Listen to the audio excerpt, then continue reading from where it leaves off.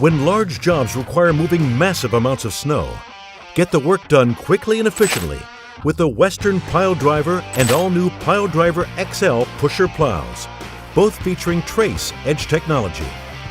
These pushers scrape down to the pavement with an advanced cutting-edge system that has independent 2-foot sections that move vertically, oscillate, and trip. Get more jobs done faster with the Western Pile Driver lineup of pusher plows. Mike Bott from Frost Solutions, one of the owners of the company. What we do is provide a mini weather station to give you a tailored forecast to those particular locations so you know where and when and what to do in those parts of town. You know there's 2 or 3 or 4 or 5 different ways that people can experience tremendous value having a technology like this.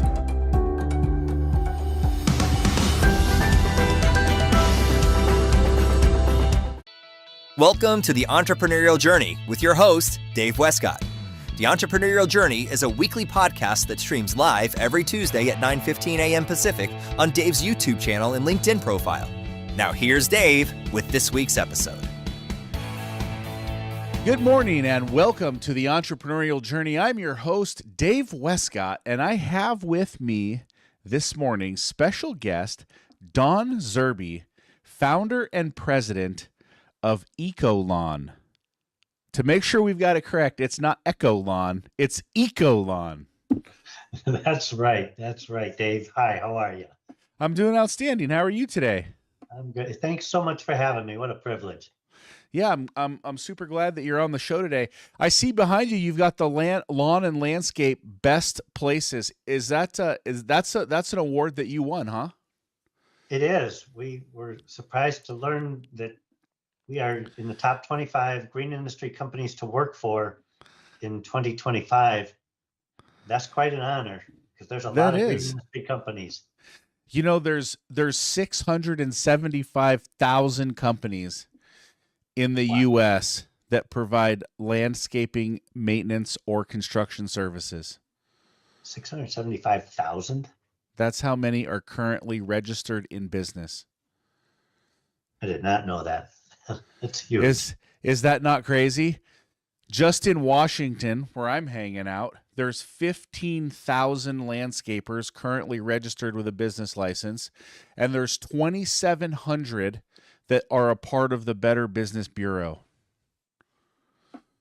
Oh, man, really crazy.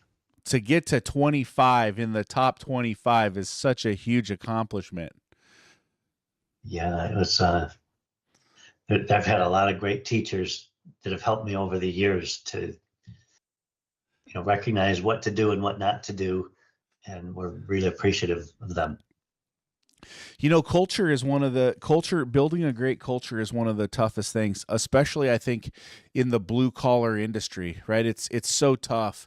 So to build a best places to work business, what are some of the things that you have done to do that? Because I don't know that it's difficult to build a culture in a Baskin and Robbins or a fruit smoothie stand or a Best Buy. I mean, those are kind of, those aren't super tough, but the green industry is so tough with, migrant workers or we've got seasonality or, we've got hard work in the sun, in the heat, all of those things. How did you build a top 25 business?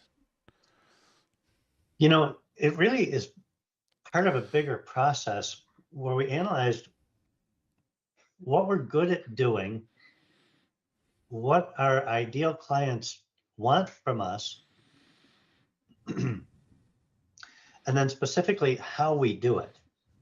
So we analyze every aspect of our company. I'm going to grab a sheet right here to help me along, but the whole thing is designed to be sustainably profitable from the beginning. And that includes an analysis of what we're good at doing, a deep dive look at what produces the most profit as compared to the most revenue, because it's about what you keep, not what you make. Yeah. In small business, everybody says, well, we do $1 million. It doesn't matter how much revenue is generated. It matters what you keep. we niche that down to a clearly defined sweet spot and then focus all of our attention on working in that sweet spot for a particular group of clientele. In other words, we don't want to help everybody have the best lawn on the street. We want to help the people who value having the best lawn on the street. Keeping it simple, simple, simple. So our trucks are set up in such a way that they're extremely easy and efficient to load and reload, keep clean. And then our marketing message reflects who our ideal client is. It's directed to not the masses, but people who we've identified as being ideal clients. We use a logic called question thinking, which works like this. What are the challenges that we're having? And what are some of the questions that we've asked? There's a whole system around this based on Dr. Marilee Adams' book, Change Your Question, Change Your Life, which teaches a concept called learner living versus judger mindsets, and really focuses on what's possible, recognizing your strengths and then operating within them, but not just my strengths, but that of my entire team's. So we use those questions, or the curiosity learner-based living, to innovate continuously, analyzing the way that we're doing things and considering how could we do it better? Where could we improve in either the delivery, the purchase, the materials? As we build that out, we focus on our people by starting with the hiring process. We have it clearly written what we're looking for in terms of character. Not so much craft skills, but character. Okay. Does the candidate's value system parallel ours, and how? What are the differences? Are those differences solvable? And a lot of times the candidates being hired haven't given a label to their own superpower strengths. So we help them through that process using a strengths finder, which is a Gallup product. It's called Clifton Strengths Finder. Have you heard of it? Yeah, I have. Awesome. So we use that to build a lean and mighty team. I love it. So that we're highly efficient using a very small team, paying them more than the competition pays. And there's some sources that you can use to determine what's average pay, Bureau of Labor Statistics and so on. But we bring in top talent, pay them extremely well for a very clearly defined role. They know exactly what's expected of them, how they'll be paid in both the short and the long term. We want them to recognize that their strengths are appreciated, fostered, nurtured, supported. There are, depending on the position, there are either monthly or bi-weekly one-on-ones where they'll come into my office or various leadership office. Phones are turned off. We identify their successes, their recent successes, their recent challenges, get them to acknowledge how they're using their strengths and what opportunities still remain around that, and find out from them what we can do to support them. This creates an environment where they feel continually supported. So if a mistake happens, they know that they're not going to get beat up, but that the opportunity will be there to learn from it and grow and move forward.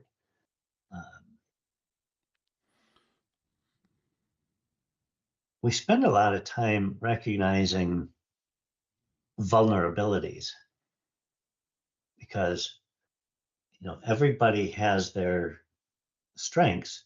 And at the same time, we all have these vulnerabilities. I have I have no idea if this is the right place to say this or not, but I will anyways. I'm old and it doesn't matter.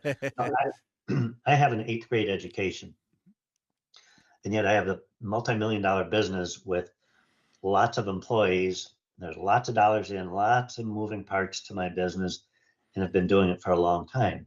And yet that 8th grade education is almost a self-inflicted stigma. And as I age, I'm getting better and better at it. That we've built a nice business that people like and appreciate and so on. So it doesn't really matter, but it's there. My point here is that with the vulnerabilities, I'm not the smartest tool in the shed. There's a lot of people around me that are a whole lot smarter in their areas of expertise. So my job is to recognize where are their strengths and how can we as an organization leverage those strengths in a mutually beneficial way. In other words, I don't ever want to take advantage or use them to my benefit. I want them to benefit too, and our clients as well. That's awesome.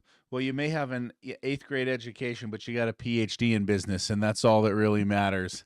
When you've been in it 48 years, that's more than enough time on the ground to earn that PhD. So that's really great. So that's really how you put that together. You're really diving in to your people. You're identifying what your clients want. You're looking for sustainability and profitability, and it's really looking at your team. You're analyzing your team. You're working with your team. You're doing biweekly, monthly reviews. You're helping them grow. You're really looking at where you're at. You use the question thinking methodology to challenge where you're at and really look at what you've got to do, what you've got to change, how you've got to make those changes in your business.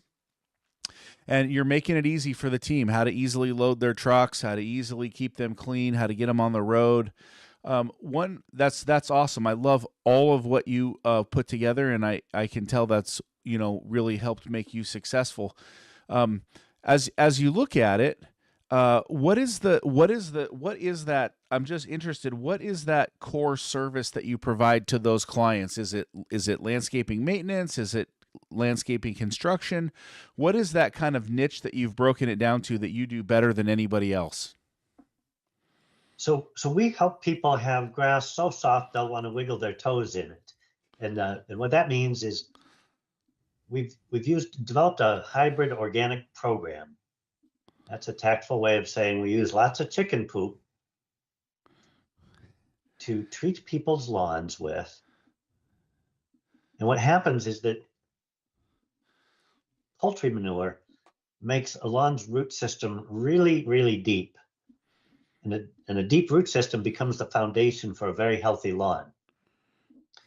This is important because when the grass is healthy, they don't have to water it as much. It doesn't develop very many weed or insect or disease issues. So a lot less chemical use is required to keep the lawn really healthy. And people have become, in recent years, really concerned about the environment. And we share that concern. So we want to do things to naturally build the health of their lawn. And if you think about it for a second, why is grass important? I mean, grass does all kinds of things that we don't immediately think of. If you pull into your driveway tonight when you get home, maybe the first thing you'll notice is the green grass in front. Maybe there's a tree in the front yard, and then the landscaping, and then your beautiful home. Hey, have you been to my house? No, I haven't. I'm just teasing. So, for most people, their home is their biggest asset. Yeah. It's the area of peace, tranquility. It's where they raise their children. It's their sacred space, if you will. When it's a Saturday morning or a Sunday afternoon, or even after a long day at work, they might go out in the front yard with their son and play catch, or sit on the back deck with their wife drinking some lemonade. Well, that grass that surrounds their home is producing energy, absorbing carbon monoxide, keeping the soil from eroding away, absorbing lots and lots of pollutants. It's cooling the air. It creates a whole atmosphere and does all kinds of things that we don't necessarily think of right away. And so my job is to help people have this green, soft carpet of support, if you will, around their most important asset. So it becomes an abstract psychological benefit. I love that. Isn't that cool when you think about it? It is cool. I think my favorite part of that whole thing, I mean, I love all the benefits of the grass, but I think my favorite part is grass so soft you can wiggle your toes in it. You know, that's why I love grass. Like, I'm going to be honest with you. You know, I've thought about the synthetic turf, but I love to walk around bare feet in the grass. When you have nice, clean, thick grass, man, it's wonderful to walk around in. Yeah. It's very relaxing. Smells good. If you're playing catch and you fall down, you don't skin your knees as bad. That's right. That's right. It's got a lot of good things. So just a couple of quick questions. When you apply this poultry manure to a turf bed, is that a spray-on product or is that a granular? It looks like granular fertilizer, and some of the content is synthetic, but a large portion is organic nutrients. Poultry manure being the primary one, but there's a lot of others there's a lot of technology going on in the field, like biochar, for example, where they're using byproducts that include coffee grinds and orange peels, Sure. things that you wouldn't think of as having value. And that's really cool because when you add that stuff to the soil in a granular form, it restores the nutrient value of the soil. And so in a synthetic fertility program, that's one that maybe the 4-step program that you buy at the big box retailer you might buy, or if you hire one of those great big lawn care companies, you know, the publicly traded ones, they're going to come along maybe in a tanker truck or a big truck with a lot of bags of nitrogen. And nitrogen makes grass green and makes it grow real fast, but it doesn't do anything to build a supporting foundation underneath. And that's the difference. That and teaching our consumer, hey, this is what we're doing and why we're doing it. And here's what you can expect. It's not a perfect plan. There'll be peaks and valleys. And here's how to navigate those. We're always here to answer your questions. So that's where having such great team members, they become teachers of consumers. And it ends up having a really far reach when you put it all together. It's very cool to see. That is very cool to see. Is this something that you buy or is this something that you make? We'll ask a blender to formulate specific products based on our specs. Okay. So it's proprietary to what we decided based on soil test results, what we want to use on our properties. Okay. That's very cool. All right. That's awesome. So not only do you have a PhD in business, you have one in grass, because I think I learned more about grass in the last 4 minutes than I've known in my entire life. So I think that's pretty awesome. Yeah, I love what you're doing. I love what you're building down there. It's interesting because I got this news article from the News Herald, Wednesday, August 3rd, 1977. Ambitious teenager opens up lawn service.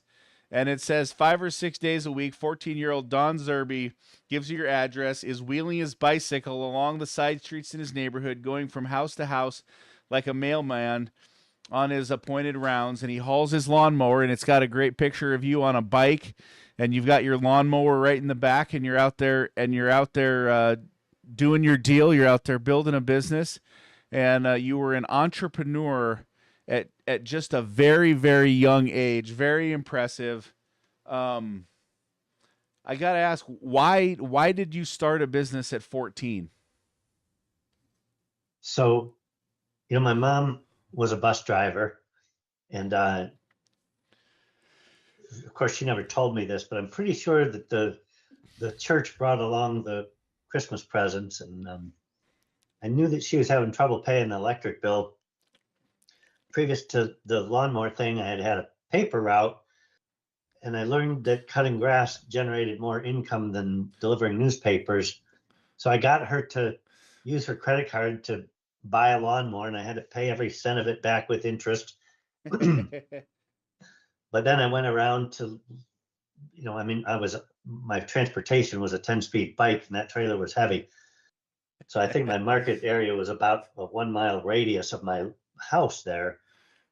But the reason I started a business was to help pay the electric bill. And that was really formative. Talk about that humble vulnerability. There's no college education here. It was the real deal, man. Those were hard days. Those were hard times. I believe it. You know what? I'll tell you this. I interview hundreds of entrepreneurs, Mm-hmm. and I've spoken with billionaires on this show. I've spoken with some of the most successful people you can imagine. And I will tell you that the most successful, the happiest people, the ones who are really out there killing it, were entrepreneurs at a very young age. Really. And you are the 7th person that I have now interviewed and spoken with who was an entrepreneur at a young age and is successful. I mean, you said there's multi-millions of dollars that run through your business, so very, very successful. So you are the 7th out of hundreds and hundreds and hundreds of entrepreneurs in all sorts of different disciplines that I have spoken with who has started at this young age. And I love that you did it to help mom pay the electric bill. And that's pretty awesome, man. That's a great reason to drive in there. I got to know this question, and this is kind of a silly one, but the 942 number, is that still around, or is that long gone? No, that's long gone. That was our home phone number when I was a little kid. Okay.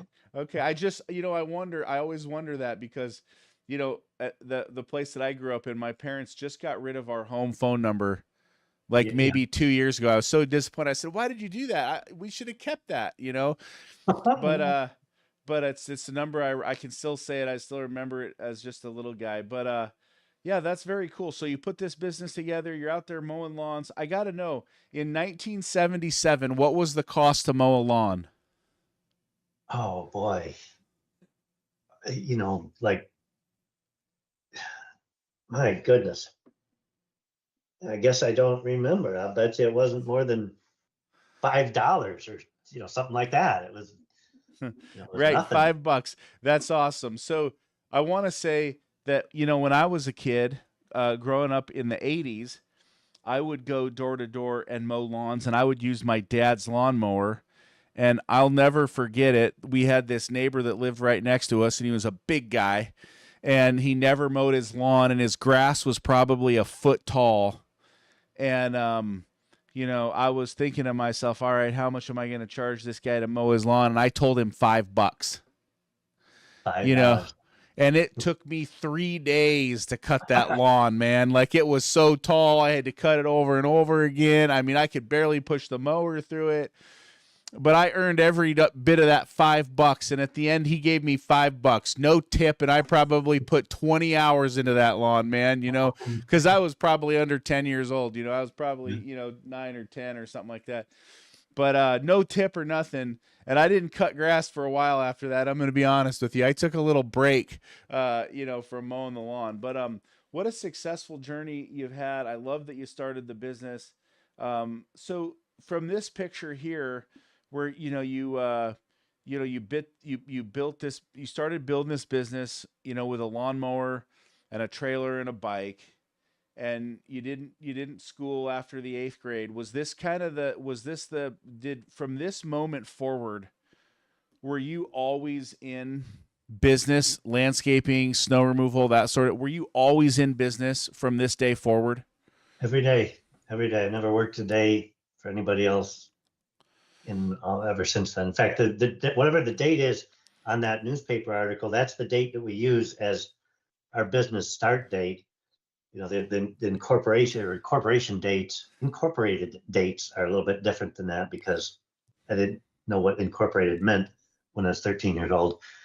But Yeah, that's the date that we use because the phone has not stopped ringing since then. And I'm very fortunate. I still get to be involved every day. I get to go to work every day and help people with their lawns and teach them. There's a lot of misconceptions, especially with like Amazon. Amazon, you press the button and your toilet paper is on your doorstep 2 hours later. Building a good lawn is not that way. It takes time and patience and involvement from everybody involved. Our clients have to be involved in the process. And I like that. It can be really frustrating sometimes, but I like it. You're not just going to have a good lawn because you made a decision to have a good lawn. It requires a commitment. And in this Yeah, day it and age, is. it's a really good thing. It is. It's hard work. It's hard work to build a lawn. There's no doubt about it. I'm a believer in that. So you've been on this entrepreneurial journey for 48 years. You established EcoLawn in 1993, and you've said your vision was to provide personalized, environmental, conscious lawn care solutions. Obviously, you've done that. You care for your team members. You have a lot of, you've got a lot of connection to core values. You lead a team of 18 people. You service almost 3,000 customers. That's pretty awesome. I guess what happens next in business? I mean, being that you've been in this for 48 years, do you ever plan to sell? Do you have kids you pass it down to? What do you think about the future of EcoLawn and what are your hopes for that? How does that look? So private equity has apparently recognized that lawn care is a profitable service, or not just lawn care, but lots of different companies, particularly ones with repetitive income. In our case, dandelions, crabgrass, and grubs come back every single year. That's And right. that creates a pretty sustainable business model. So we get calls daily from private equity wanting to buy us, and I think that's kind of cool, but I'll never sell the business. We have a really cool succession plan that I've spent the last 10 years building and continue to perfect it. Every single day is a test where we're analyzing the systems and SOPs that we have in place to look for leaks or breaking points. Sure. So these people that we have, the 18 people that we have here, a lot of them have been here for a long time and plan on working out their careers. So teaching them leadership skills is critical because they are the new leadership of the company. So, I don't have to do anything difficult anymore. I kind of just show up and, guide and ask a lot of questions and then go meet with clients all day long, which is my favorite things to do. So there's a really strong succession plan in place that avoids any kind of a sale. So really the business is designed to go on in perpetuity, whether I'm here to continue it or not. And that's just really exciting because it fulfills the dreams of my people. Oh, that's cool. I'm already there. I get to, if I didn't want to be at work today, I wouldn't have to be at work, but I'm here because I want to. And but really I'm building a place, a canvas, if you will, for my people to figure out what their why is for them to pursue. Huh. So does that mean that in that plan that these 18 team members are going to take over the business when you hang it up? They won't take it over. There's one that will own it, and the others will, if they want, retain leadership positions to be sure that our clients receive the same end product as delivered by people other than me. Very cool. And you mentioned their why, identifying their why and all of that. And the why sometimes is different for business versus personal. I wonder, what is your personal why? So that's easy. My why is to provide a safe and secure living for my wife and I, for our two daughters, and for the important people around me. And those important people around me are my team members. And that's why this is so important. That's the first question I ask every new hire is, what do you want to do when you grow up? No, really, what do you want to do? What have you done? And then what's the gap? What do you need to do to get there? So we start them down this deep intellectual thought process right away. And it doesn't resonate with everybody, but the ones that it does resonate with, they quickly learn that our business is about more than putting fertilizer on people's grass. That's awesome. So I want to make sure I got this right. The service that you're providing day in and day out is basically a lawn service based on fertilization. There might be some pest control in there, some different things, but what this is just, and I don't want to simplify it, but this is basically 3,000 customers getting 5 to 7 treatments on their lawn year in and year out. That's basically what we're doing. Yep, that's what it looks like from outside, yes. Yep, we're not cutting grass, we're not building patios, we're not putting in pergolas. We're just really focusing on building turf. Right.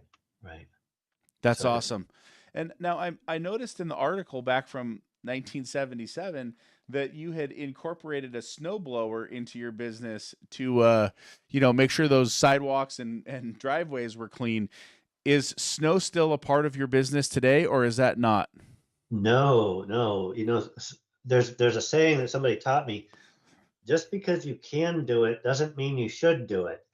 And we learned early on that we are not good at plowing snow for people. That is not something we should be doing. So we gave that up. We did do it for a little while, but then we gave it up quite a long time ago. And there's other things like that too that we learned by trial and error that we shouldn't be doing. So What are some of those things?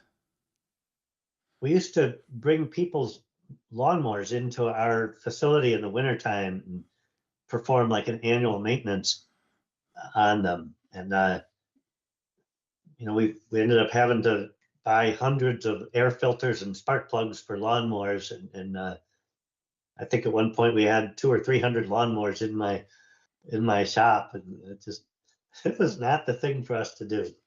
That's awesome. All right. So I know exactly what your business is, and your biggest competitor is probably somebody like ChemLawn or TruGreen. Is that right? Sure.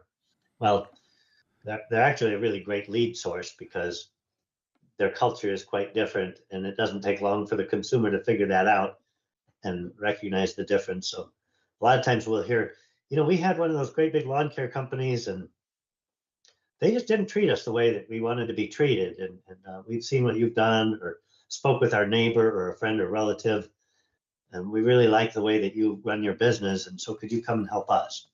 So that's an ideal client for us. I've got a question about your business, because to run and build a successful business like yours is not something that, anybody can just go out there and do, because I have to imagine there is a serious amount of budgeting that comes into play here. Because if you have 18 team members, and I'm guessing they're on the team all year round with your values and how you treat people and care for them, that means that the majority, your money comes basically March through maybe November, probably ending in October. So that means in the winter, there's not a lot of income that's coming in. So you have to budget all of your expenses into that 7 to 8 month window, and then stretch the finances over the winter season. So your budget might look like, I'm just going to guess, but March money, April, May, June, July, August, October money, and then November, December, January, no money, or maybe there's trickling payments, however you got it set up. But at the end of the day, that's where that big comes in. But that money over that 8 months has to carry that across the board. And then what you see in the green industry is that a lot of guys they're broke, they're paycheck to paycheck, they're dying in the winter. That it's really tough on them. And that's not something, I mean, I get it. You said you had an 8th grade education and that, you didn't build this business on college, but a lot of people with a college degree aren't going to be as successful with you are. A lot of people who've been to Harvard aren't going to be as successful as you are. And what you're doing with the budget is something that very few of our peers in the industry are able to do. How have you mastered that budgeting process today?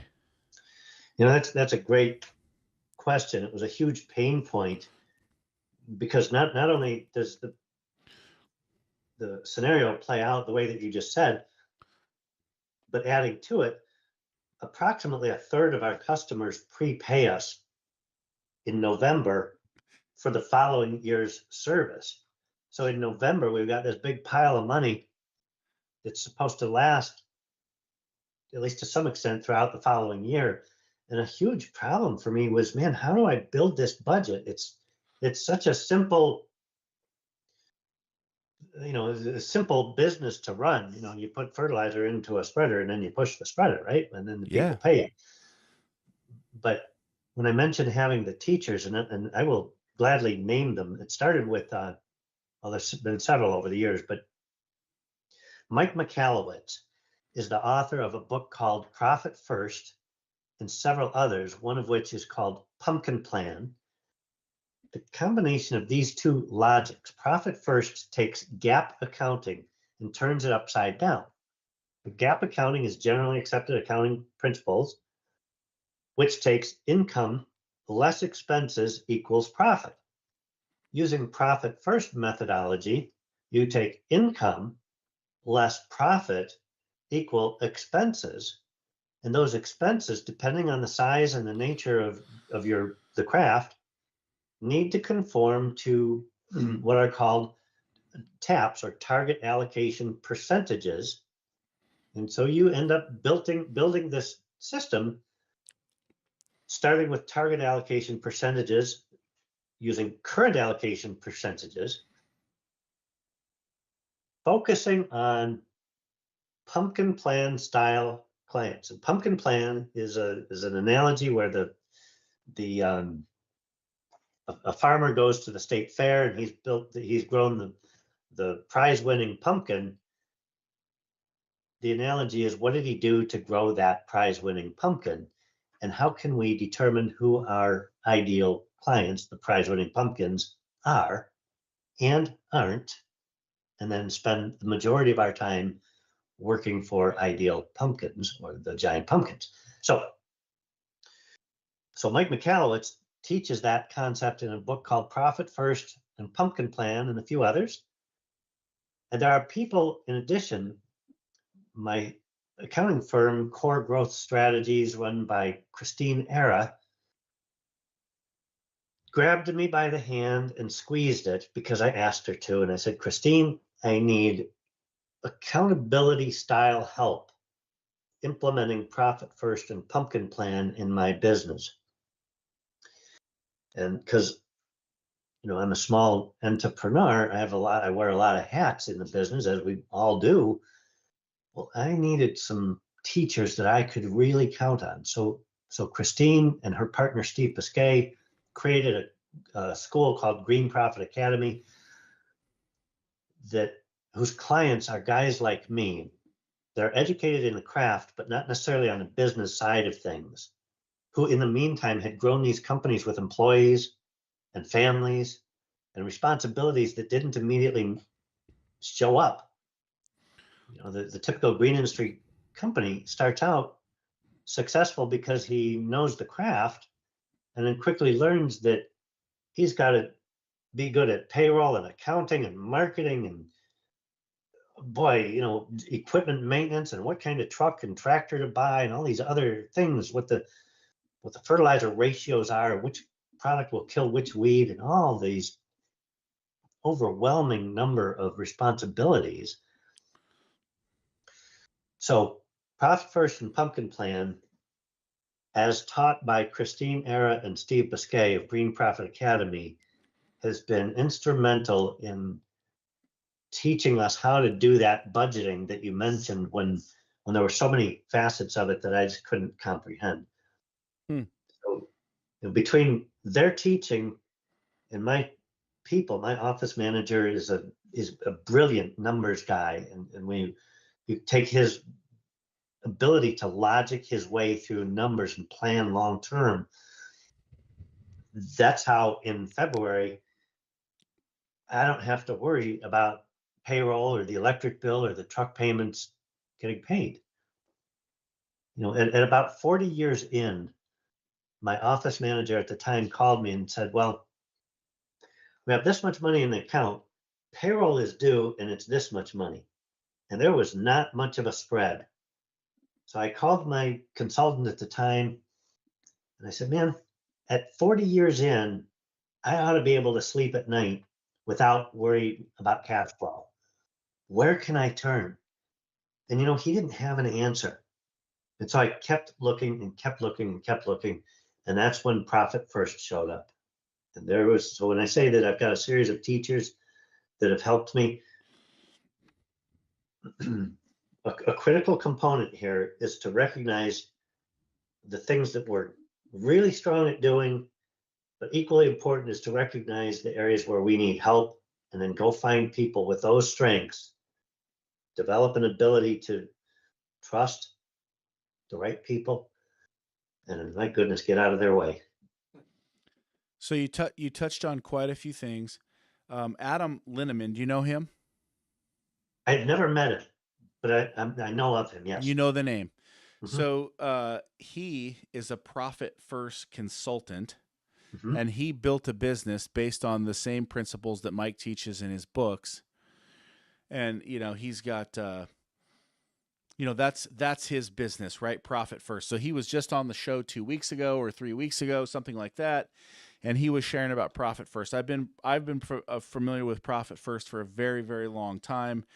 And before Profit First ever came out in my green business, I ran something almost identical to Profit First with the separation of the bank accounts. I did it slightly different, but ran into that same problem where if I didn't separate out the money, then I would just spend the money, or the accounting team, no matter how professional they were, they never could manage the books the right way.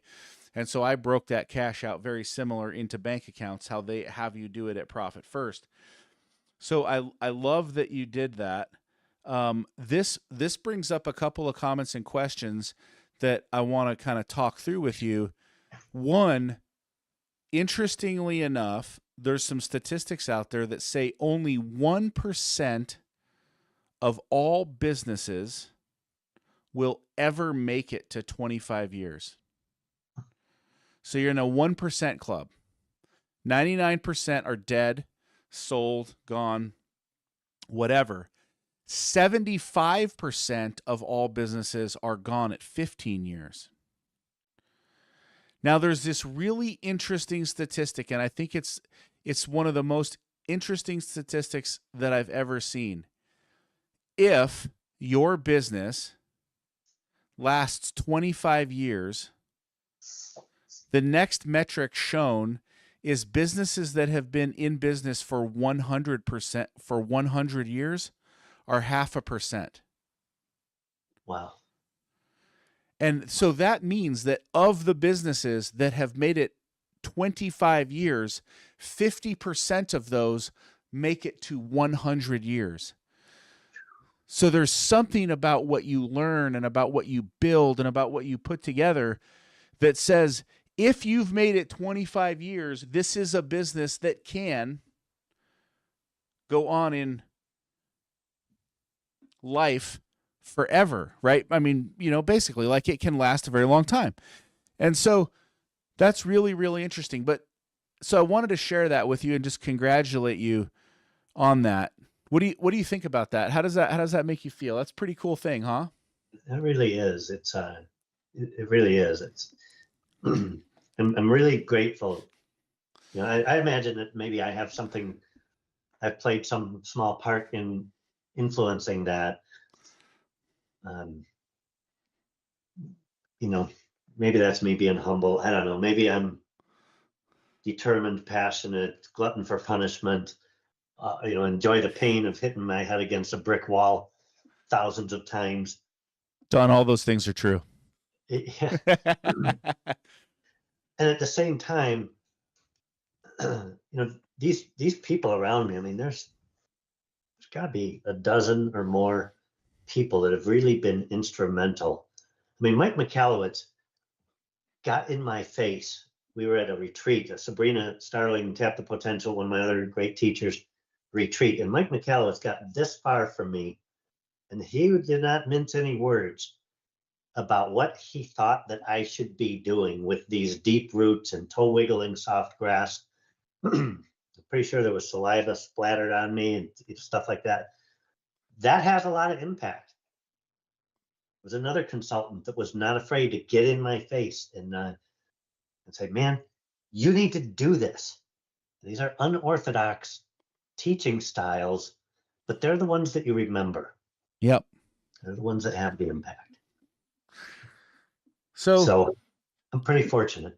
You are a fortunate man. We only have a few minutes left. We're bringing this thing in for a close, but I want to say that one of the most impactful things you mentioned was I've been in business for 41 years, and I am still 40 years, and I am still stressing about making payroll. And you said, I'm going to go out and learn. That was only 7-8 years ago. And so a lot of guys have figured they've always got it figured out. Oh, I've been in business 10 years. I got it figured out. I've been in 5 years. I'm a master. I've been in it 20 years. Nobody knows more than I do. At 41 years in business, you're still learning. You're still going out there and searching for results and answers. You're still honing your skills and making yourself better. How important is constant learning for any entrepreneur? Gosh, that's that's the humble vulnerability that we were talking about. It's one of our immutable laws. It'll never stop. I mean, you're right. 40 years in out of 48, and I couldn't sleep at night every night because I was worried about money. Now, I had to count here: 1, 2, 6, 7 figures is in our account at any given time, and that's great because I could sleep at night a little bit better. But my goodness, there's still, people want their lawn to be immaculate immediately because they pressed the Amazon button and the stuff got delivered right away. Well, it just doesn't work that way. So teaching the masses is continuous. This has been a really hot, dry year here in Cleveland, Ohio. So that produces a whole different set. The learning is never going to stop. And if you think that you know all the stuff, my goodness, that's a recipe for disaster right there. Check the ego at the door. That's right. Check the ego at the door. I love it. All right. So I've got just a couple of questions left. One, are you on social media anywhere? Do you do any kind of Facebook, LinkedIn, anything like that? Yes. So there's a lady helps us with that. It's I guess I don't know what the link is, but if you type in EcoLawn to Facebook or www.ecolawn.net to the internet, our website will come up, and there's continuous set of messaging. It's really an educational style messaging because that's what we have to do is teach all the people, how important it is to have a good lawn. I love it. So if there's anybody out there that's interested in learning about a lawn, whether they're in your area or not, are you happy to chat with them? Sure, absolutely. All right, so there you go. If you're out there, type in EcoLawn into Facebook, ecolawn.net, into the website. Check out what Don's doing. Reach out to him if you have any questions. Don, what's one tip that you would give for any entrepreneur out there building a business? Passion, determination, and don't ever stop learning. Be the student. I love it. Don't ever stop learning. Always be the student. All right, my favorite question, and it's the last question of the show. We've got a big billboard on the side of the road. It's completely white. You get to put one word on it, one sentence on it, one phrase on it. What do you want to share with the world? Oh, golly. Well, what do I want to share with the world? It's got to be bigger than my company. What's your why? What's your purpose? What's your why? That's better than got milk. All right, my friend, that was fantastic. It's been an honor having you on the show. This has been the Entrepreneurial Journey. I'm your host, Dave Westcott. If you like this show, give us a like, give us a share, drop your comments into the comment box. Follow me on Instagram, LinkedIn, Facebook, anywhere it's social. I'm hanging out and having a good time. This has been the Entrepreneurial Journey with Don Zerby, founder and president of EcoLawn. Thank you very much, Don. Thanks, Dave. What a great interview. Thank you so much. Mike Bott from Frost Solutions, one of the owners of the company. What we do is provide a mini weather station to give you a tailored forecast to those particular locations so you know where and when and what to do in those parts of town. You know there's 2 or 3 or 4 or 5 different ways that people can experience tremendous value having a technology like this.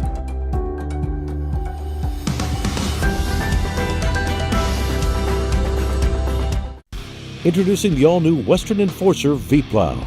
Engineered with all the features, efficiency, and performance of full-size Western V-Plows, built specifically for your half-ton truck.